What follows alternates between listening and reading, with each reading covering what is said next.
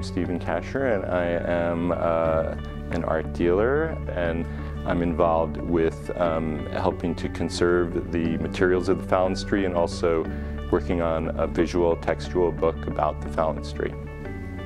We wanted to find a place to protect, a way and a place to protect the archive of the Uranian Phalanstery, all of the artwork and the temples, the artifacts in the temple, and we've been trying to find ways to protect and archive all this material.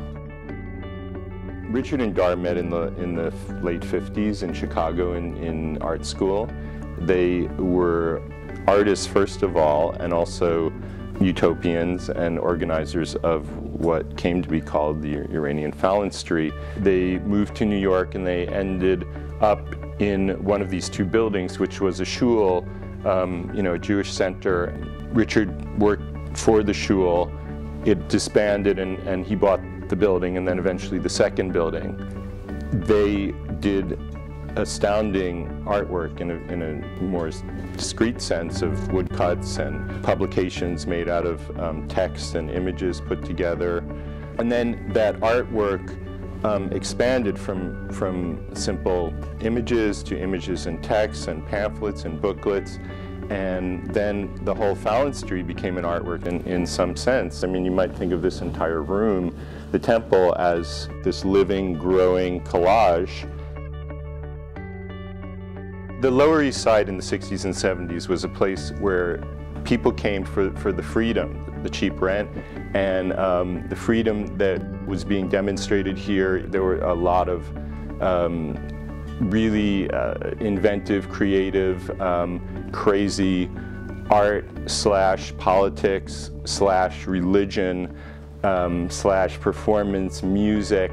Many people were bringing together and these different disciplines, crossing disciplines. It was truly a revolutionary time when the Phalanstery was birthing itself, and this is a great instance of this kind of utopian thinking that involved a new way of living, new ways of making art, new ways of practicing religion, and all of it put together so this overarching utopian dream of a new society is embodied here.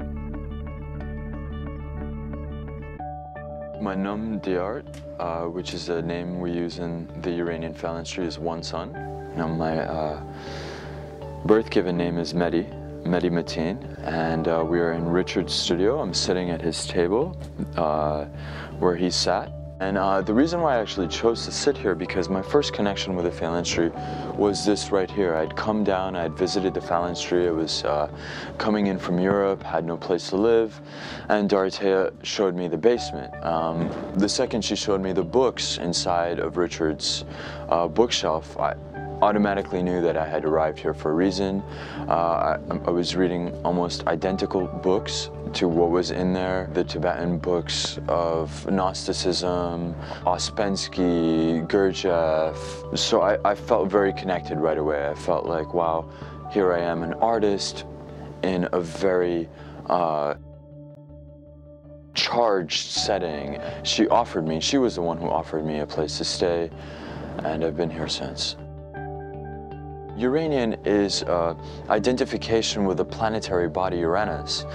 And Phalanstery, it's a Fourierian term. Fourier was an 18th century sociologist who described an anarchy by basically forming a small community, that community becoming self-sufficient, and as a result of its efficiency, plugging into the greater community.